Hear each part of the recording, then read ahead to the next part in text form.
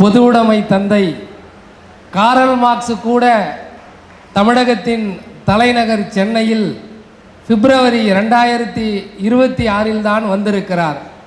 ஆனால் Karl Marx கொடுத்த தத்துவத்தின் தந்தைகளாக இருக்கிற தலைவர்கள் வார்த்தெடுத்த வாரிசுகளாக ஸ்ரீபெரும்புத்தூருக்கு காரல் மார்க்ஸின் தத்துவத்தை உலகத்திற்கு உறுதியாக முன்னிறுத்திய சாம்சங் தொழிலாளர்களாக இருக்கிற தொழிலாளர்கள் வீரர்களே,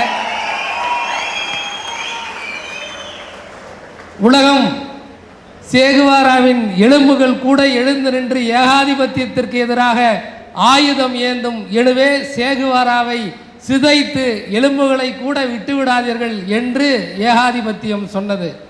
கார்ப்பரேட் கம்பெனிகள், எனக்கு முன்னே பேசிய தோழர் ஒருவர் குறிப்பிட்டார், காவிகளுக்கும் கார்ப்பரேட்டுகளுக்கும் அடிமைகளாக இருக்கிற அரசியல் கட்சிகளாக இருக்கிற ஒரு கட்சியிலிருந்து பல பேர் பல கட்சிக்கு சென்று கொண்டிருக்கிறார்கள். ஆனால் சென்றவர்களெல்லாம் திரும்பி வந்து கொண்டிருக்கிற தொழிற்சங்க இயக்கமாக சாம்சங் தொழிலாளர்களின் இயக்கத்தின் தோழர்கள் வீறு நடைபோட்டு நடந்து கொண்டிருக்கிறார்கள் என்று சொல்லியிருக்கிறார்கள்.